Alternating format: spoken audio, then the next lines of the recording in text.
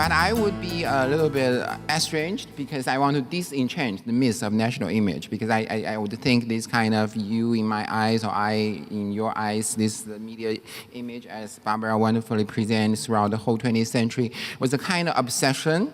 Especially we need to, both China, Germany, and also the world has to transcend from this obsession with the image. Also, I probably will have more hope to open up new avenues discussing this image. I want to start one book I recently published, and I have the fortune to also have one of the participants, Dr. Patik, also contribute one chapter. It's called China's Media Going Global.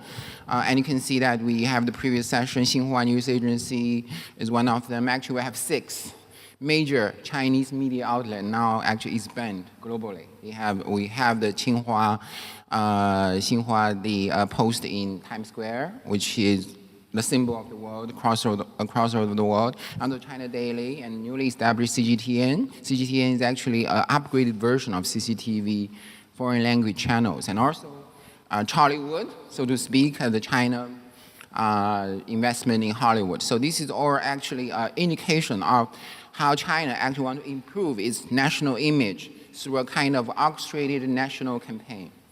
So I would change probably another more familiar term for most Chinese people. We use the idea of mianzi, because mianzi was like, this is the idea, very similar image, although we talk about a lot on image here, but I think it's more associated with mianzi in China there. And why China care about their image than anywhere else, I should say that, because actually the national image was a very important research topic for scholars like myself, and also my mentor, Professor Liu, also have a key project. Maybe you can talk about more tomorrow, that we actually have a survey, how Chinese is perceived throughout the world, as the Huawei survey also indicated. But I would link it to China's obsession, Chinese people's own obsession with the mianzi, because grand politics, we have mianzi. The leaders, all the leaders want a mianzi. Okay, want China have a beautiful face, like Olympics would be example. 2008 Olympics would be a great mianzi. Engineering, we call 面子工程, in China, so we actually brush up the image. And actually, we did it, because I think so far, all the statistics shows that in 2008, China reached its peak in all kinds of surveys that have made about the national image. But I would also say this is also linked in a more, not just a 面子工程, by a microscopic perspective. It's also linked to everybody else, because in China's daily life, we also care about the image in other people. So this is probably one particular culture factors that why this is an important topic here. So I would define face means as a sort of projected image of oneself in relational situation. So this is usually why communication scholar would be very fascinated with these ideas means, because we talk about what exactly the image is and what kind of relation we'll build through this face work, or 面子工程, and I would also divide this face into 2 categories. One is self face, the other face is like Barbara wonderfully portrayed in your presentation, that each Western China mutually would perceive each other. So the self face and other face would be a sort of category we would discuss this topic. But I would start with other face, because usually that's how Chinese people perceive others. I should say basically Chinese has a very positive feeling toward other people, especially toward West. Here is a very wonderful example, which is German boaster. I think many of you did mention in last session. I was a little bit surprised, because even our Tsinghua chief defend they have more positive coverage than their German colleagues. But I think even in social media, it's even crazier, or even more expensive, because we have this so-called German boaster. But it actually is not a new phenomenon in the age of social media. Actually, starting from 19th century or late 19th century, China opened it up to the West. So we have this tendency of romanticizing exotic land, like the West, so to speak, like Germany. The translation of Germany, 德意志 in China, is a very beautiful name, means morality and willpower, and so it's true with America. Okay, it means strong and beautiful. So it's true with France, with many other countries. When we translate the foreign names, usually will give us a very positive connotation to that name. But that was not true to the West. For example, China. China is just a Brazilian, it's object. Okay, or so it's true with Japan. So this kind of imbalanced perception, or mutual perception, actually started at the very beginning when China started encounter with the West and the West encounter with China. But social media, I think, very strangely enough, amplified this kind of myth of national image, which is we call German boaster. Especially, I think, compared with many other countries, German was portrayed as almost like a German perfection, or like the image of perfection. This is example, I think it circulated maybe 4 years ago about the sewage system in Qingdao, because at that moment in many Chinese cities there's an inundation because of heavy rain, because of this sort of like inefficiency of the sewage system. But there is one city survived, which is Qingdao. So there is a legend, urban legend, circulated via social media because it's made in Germany. It's not made in China. Okay, so in this case, I think it's wonderful. I think the example. So China still persists the idea of the cultural imagery of the West, even for the young generation. They still amplify this. But of course, when they talk about this sewage perfection in Germany, they actually want to refer to what is wrong with China. So this is again back to my earlier point. The face actually is a projected image, mutual project image in a relational situation. The fact actually is now in Qingdao only 3% is actually German made. Because I don't want to go back to history, but you should be familiar with it. But anyway, it means that only 3% and mostly still made in China. It's not made in Germany, but it was amplified as a social media urban legend. So in this case, I would allude Max Weber. I think he's one of the most popular philosophers just now.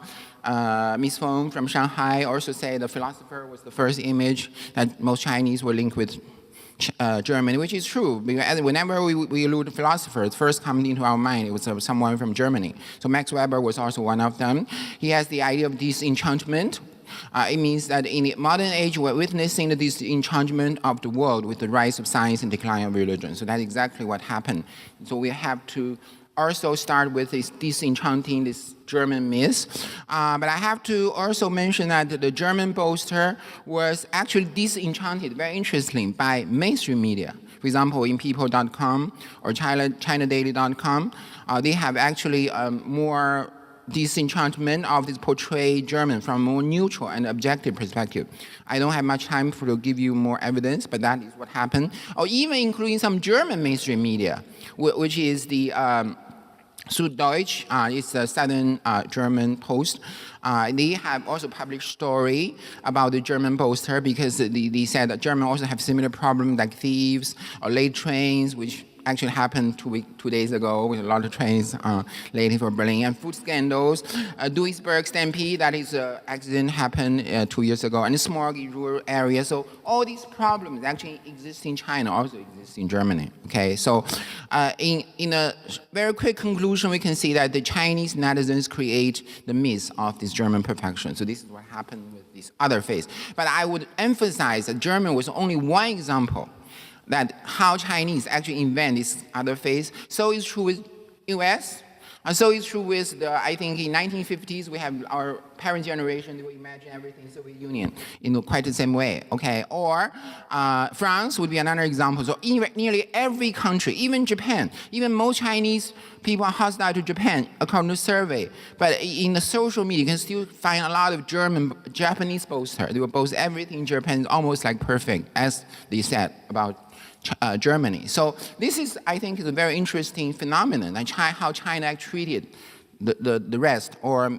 the West or other countries, okay? And the second category is self-face, how we perceive ourselves.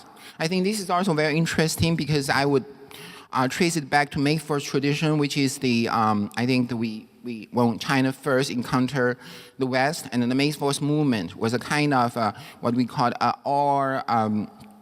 I would say as the large-scale westernization movement. So first, they come from this China's humiliation vis-a-vis the Western colonialism since 1940s. So that's where always China has this kind of, we call it so-called inferiority complex. And secondly, we have this learning from the West and surpassing the West. Still, we have this Euro-America. I think even Mao was the first person who initiated that story. I think it's actually initiated by Deng and then Xi. So I'm very surprised that Barbara Aspenson didn't mention Deng at all, but I think Deng is also a very important figure in this China image. But actually, they are representing this kind of what we call inferiority complex toward the West. And also, so-called the Chinese dream, but we're still in a controversy in China now how to translate 中国梦. But someone would translate the China dream. Someone would translate the Chinese dream because the difference is Chinese dream is more personal, that everybody is getting rich. Although rich is not accurate, it's actually 小康 in Chinese. It means moderately affluent, okay? Or as China dream is that China wants to resuscitating the old glory as the Middle Kingdom. This is the most recent example how China perceives self. This is one of the most popular movie, I think the most popular movie ever in Chinese cinema history, right? It's actually released in August. And I think he's already actually entered the top 50 box office the movies along with other Hollywood blockbuster, and it's even surpassed the Titanic in a single day box office in China, or even I think more likely global box office record. So this movie actually is very interesting because it actually resuscitates this kind of old story of how Chinese nationalism revived in the young generation. If you look at that, the key word here is read as 犯我中华者虽远必诛, and it's translated that if you dare to offend China, even you live very far, you will be found and killed. So this is exactly the image or message that you want to convey, because this is the idea that how China actually can expand global influence by the outreach of the I think so-called China's goes global, not only media global, but China's go global. Okay, so this is the last scene from that movie. Actually, our hero is almost like a version of American the American action hero, but it was now transferred to a Chinese action hero, raised a Chinese national flag. And this national flag actually become a kind of talisman of protecting himself and also his own group of Chinese evacuees. So this whole story is about so nationalistic, and is also convey that kind of, reinforce that kind of the China threat, so to speak, China's threat complex. And this movie, another thing I have to be to indicate is this. This movie is very popular, but it's not as popular in cities like Beijing and Shanghai as those young people living, we call third tier or even fourth tier cities, which we would call the heartland of China or the middle of nowhere China. You know, because now the cinema has become a sort of like most popular cultural medium. So those third tier, fourth tier young film audience will be a major contributor to the box office. So again, this is also, I think, a phenomenon we need to discuss later. How nationalism was revived in this so-called millennium generation.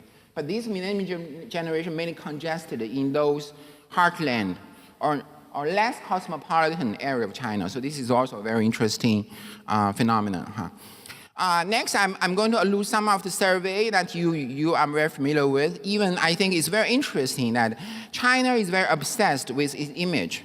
But most statistics that we used in our country is from Pew, from American Foundation. Even my mentor, Professor Liu, has done a survey, I think 5 years ago, 3 years ago. So not many Chinese scholars really engage this kind of survey. It's also a very interesting phenomenon. On the one hand, Chinese people want to know their image through other people's perception. So this is also a very interesting phenomenon. It's a little bit different from Russia, because Russia has a lot of agency on the image of Russia by themselves. But China still lacks this kind of, sort of institution. We will do a lot of the survey done by the others, like Huawei study would be another example. I think Huawei hired our German client as not a Chinese agency to do this research. I think it also shows this kind of, I would call a face complex. But anyway, so let's use Pew as a source, so to speak, most authoritative source. Even in China, we acknowledge it's the most authoritative source for how China is perceived in the world. You can see that China is not that popular as expected, right? If you say the red color actually represents favorability, and I think the degree of the color, red color, will represent the degree of favorability across the world. So you immediately will find Russia, Australia, and most of Latin America would be most favored China, and less so for Canada and the United States. But for Europe and most countries, Africa, I think it's the least popular. So this is also, we will see how China is actually perceived in the world. And if you have this country-to-country image, I think also the same thing, because when you see this country-to-country message, as first category was Asia. Most in Asia countries, I think they are not really favorable toward China, especially our neighbors.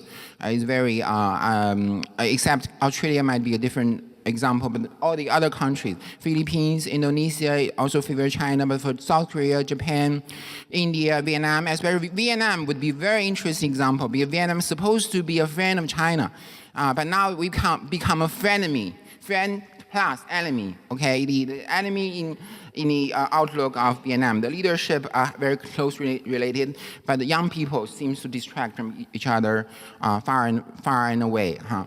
And Canada, US, like I say, just in the middle. But I have to say we have some improvement in Europe, right? For the countries like Greece and even UK and France, we have a significant increase of favorability, but not so much for Germany. Again, I think it's very sad, okay?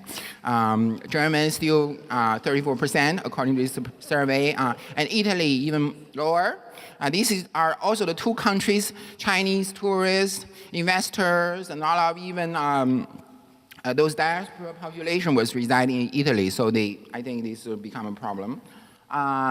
And for most, we call MESA country, Middle East, and East Africa country. So the MENA country usually, I think, favor China, except a few examples.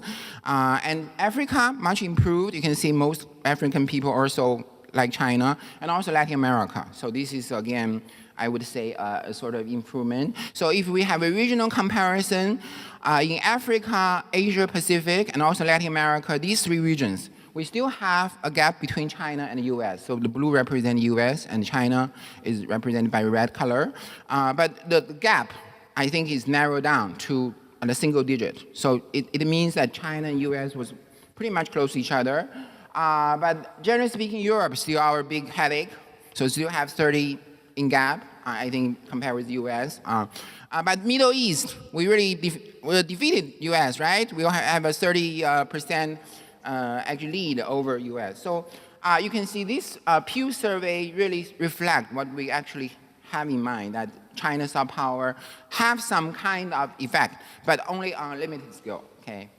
Another survey recently released is by, I'm sorry for this presentation a little bit in a kiosk, but you still can recognize it. It's Portland and USC, University of Southern California. They have the Power 30. So they listed 30 major countries, okay, in the world, and they have this soft power measurement. So their last survey, China was ranked at the bottom. So we are the last among the 30 countries. But this year, we are improved to 25. So you can see this, even it's not as we expected, but still you have a slow, gradual improvement. Huh? The only survey, aside from Professor Liu's survey, maybe I didn't mention it because I'm thinking he will talk more tomorrow. But another survey that also done by domestic scholar in China is the China International Publishing Group Survey, so CIPPG Survey. It had released every year, but I think basically even it's done by Chinese scholars, is reflect what Pew survey and other survey has reflected. You can see that they actually have the rating for all the international audience. So China's global image is about 6.2, so it's around the middle. But they did have a gap between developed countries and developing countries.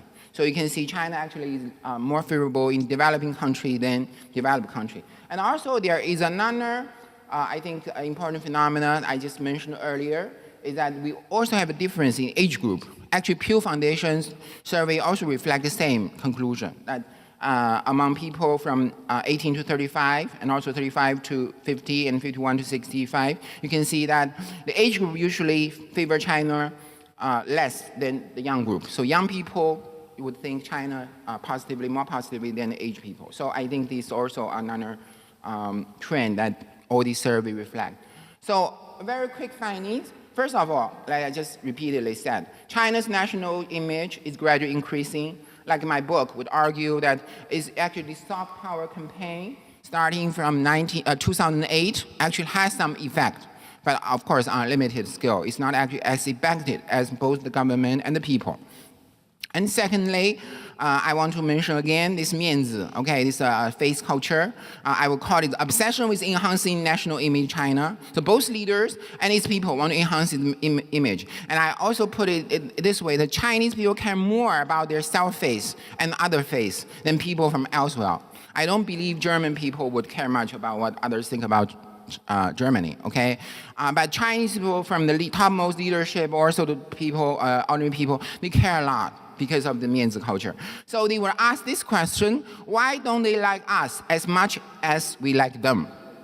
Because this is, again, the obsession with the 面子that the other face, but we did not actually get in reward a kind of improvement in self-face. So this is the first discrepancy between the self-face and other face. So they do have this very obvious discrepancy. And the second discrepancy was between the developed country and developing country. So this idea of the West and the rest, okay, still exists, their perception about China. So to speak, Western countries, except few exceptions like Australia or UK, mostly still hold negative view about China. Whereas the rest, okay, Asia, Latin America, Africa, they have significant improvement in China's national image. And the third discrepancy is between the young and old generation. So this is another topic I hope other participants will give more details, but just I want to initiate this topic. Do we have a new China image?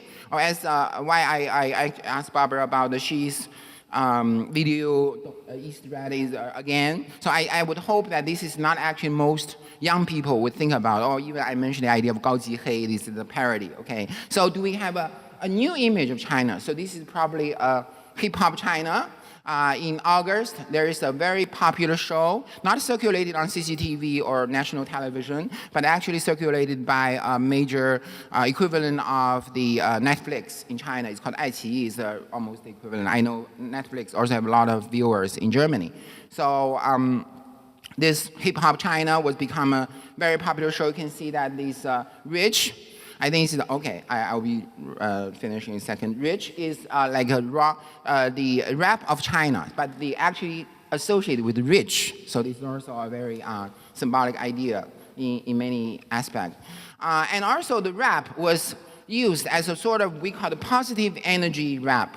In Chinese, it's 正能量. This is the leadership want to make use of it. So you can see a lot of young people, especially like I mentioned, the millennium generation want to actually use rap to circulate the positive image of China. So they have a lot of like the rap works like this. This is one of them is called This is China. So this is China is actually the way that they portray China to the young audience. I'm sorry, I don't have time to play it.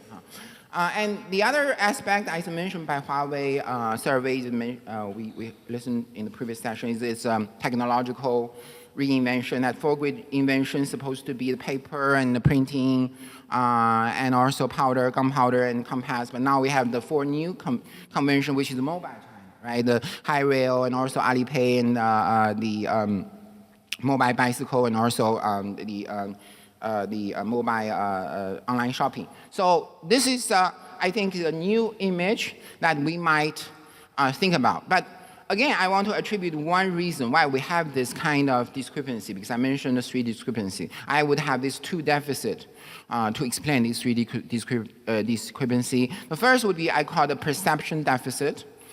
So you can see Germany would be, again, I use Germany again as a very typical example, because I think German, not only we speak here in German, in Berlin, but also Germany is really a very, I think, typical example of these two deficits. On the one hand, China like Germany, we all have German boasters, we worship Germany as perfection. But on the other hand, German people don't like China. or Chinese people, for that matter. You have this kind of deficit, 60 versus 34. But the other reason is probably mentioned also by our Tsinghua colleagues and media coverage deficit.